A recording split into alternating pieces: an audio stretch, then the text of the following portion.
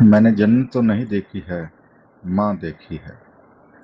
ماں جیسے عظیم و مقدس رشتے کو آپ کسی شہر، قصبے یا گاؤں میں نہیں بانٹ سکتے۔ ماں تو اول و آخر ماں ہے، اولاد کے لیے صحیح اس کی سرشت ہے۔ ماں جیسا کوئی ہے نہ ہو سکتا ہے۔ پروردگار عالم نے اپنے کتنے ہی اوصاف ماں کو عطا کر دیے ہیں۔ حد تو یہ ہے کہ مخلوق سے اپنی محبت کا پیمانہ بھی ماں کو بنایا ہے۔ پروردگار عالم 70 ماؤں سے زیادہ ہم سے محبت کرتے ہیں۔ انسان کے تمام اچھے اعمال کے نتیجے میں ملنے والی صلے جنت کو ماں کے پیروں تلے رکھ دیا گیا۔ پروردگار چاہتا تو پیروں کے اوپر رکھ دیتا، ہاتھ یا ماتھے پر رکھ دیتا۔ پروردگار نے اولاد کو ماں کا مقام بتا دیا۔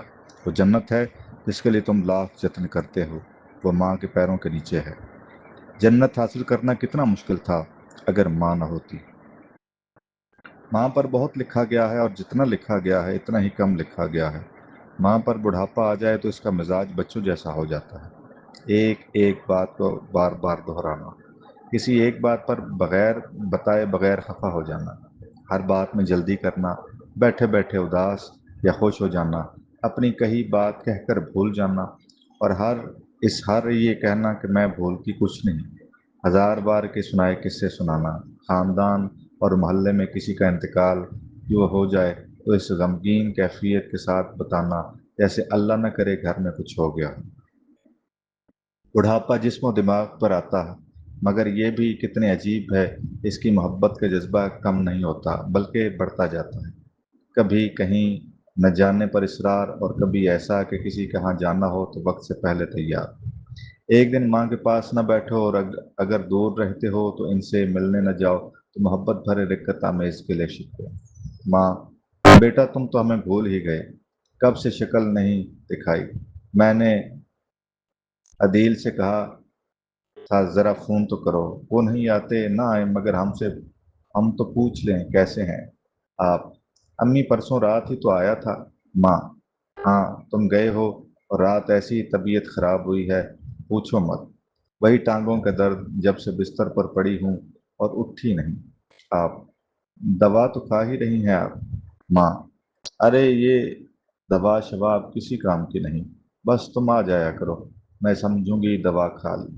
آپ: واصل میں کل آ جاتا، شاہ زیب کو رات سے بہت تیز بخار ہے، دفتر سے آتے ہی اسے ڈاکٹر کے لیے لے گیا تھا۔ ماں: میرے شیزو کو بخار ہے اور مجھے پتہ ہی نہیں، بہو نے بھی فون نہ کیا، ذرا میری بات کراؤ، آپ کال ملا کر دیتے ہیں۔ ماں: ہیلو، میں بات کر رہی ہوں۔ ہاں وہ شیزو کیسا ہے، بخار آ گیا ہے؟ تم نے بتایا ہی نہیں۔ بہو: وہ امی ہاں بس گلا ٹھسا ہوا ہے اور اس سینے میں جکڑن ہے اسی لیے بخار آ گیا، ڈاکٹر کو دکھا دیا ہے۔ ماں: اچھا، ذرا میری اس سے بات تو کراؤ۔ ماں: ہیلو، میرے شیزو کو بخار آ گیا؟ پوتا: ددا امی مجھے نہ کھانا نہیں دے رہی، آپ آ جائیں۔ ماں: بخار میں کھانا نہیں کھاتے، جب بخار اترے گا تو جو کہے گا کھا لینا، میں تجھے خود بنا کر دوں گی۔ پوتا: نہیں نا، مجھے ابھی کھانا ہے زنگر برگر۔ ماں: یہ نگوڑا مارا زنگر ٹنگر نہ نکلے تیرے دماغ سے۔ پوتا: ددا آپ آ جائیں نا۔ ماں: بس سمجھ میں ابھی آئی، پر زنگر ٹنگر نہ دینے کی۔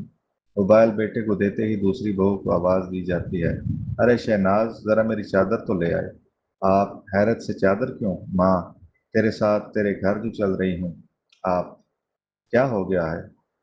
چلا آپ سے جاتا نہیں، دوسری منزل تک سیڑھیاں کیسے چڑھیں گی؟ شہناز چادر لے آتی ہے، بیٹھے بیٹھے چادر اوڑھتی ہیں۔ شہناز بھی حیران ہے اور جیٹ سے پوچھتی ہیں: بھائی امی کہاں جا رہی ہیں؟ ان سے تو واش روم جانا دو گھر ہے۔ آپ: ارے میں نے کب کہا، بس انہوں نے شاہ زیب سے بات کی ہے، ہلکا سا بخار ہے، گھر جانے کا کہہ رہی ہیں۔ ماں کا روب سامنے آ گیا: ارے تیرے کہنے سے کیا ہوتا ہے، اب تو مجھے بتائے گا کہ مجھے شیزو کے پاس جانا ہے کہ نہیں۔ آپ: امی وہ آپ سمجھ نہیں رہی ہیں۔ ماں: سب سمجھ رہی ہوں، چڑھ جاؤں گی تیری سیڑھیاں، کیس پہلے نہیں چڑھی چل، اور کسی ایک نے چلی، ماں چل دی۔ ماں یوں ہی تو ماں نہیں ہوتی، وہ اس عمر میں پوتے کی ایک آواز پر جا رہی ہے، اور ہم ہیں کہ کوئی معمولی سے کام پڑ جائے تو سوچتے ہیں ماں سے کل مل لیں گے۔ آپ کو پتہ ہی نہیں کہ وہ آپ کے آنے کے وقت سے پہلے، بہت پہلے آپ کا انتظار شروع کر دیتی ہے۔ آپ نہیں آتے تو اس پر کیا گزرتی ہے۔ ماں کو اول رکھیں کیونکہ اس کے بغیر آپ نامکمل ہیں۔ चलती फिरती हुई आंखों से अज़ां देखी है, मैंने जन्नत तो नहीं देखी है, माँ देखी है। और जब माँ दुनिया में नहीं होती है तो आप सबके होते हुए भी अकेले होते हैं। एक ऐसा अकेलापन जिसको रात की तन्हा सिसकियां और आंखों में नोहा पुनः नमी महसूस करती है। सुबह घर से निकलते हुए नजरों से सदके उतारती और जेर लब दुआएं करती माँ का इशार न जाने दिन भर आपको कितनी मुसीबतों और परेशानियों से बचाता है। हजरत मूसा कलीमुल्लाह थे, कोह तूर पर खुदाई बुजुर्ग बख्तर से हम कलाम होते थे। जब आप वालदा की रहलत के बाद कोह तूर गए तो गैब से आवाज आई, है मूसा जरा संभल कर, अब तुम्हारे लिए दुआ करने वाले लब खामोश हो चुके हैं। माँ से कहें क्योंकि माँ दोबारा नहीं मिलेगी।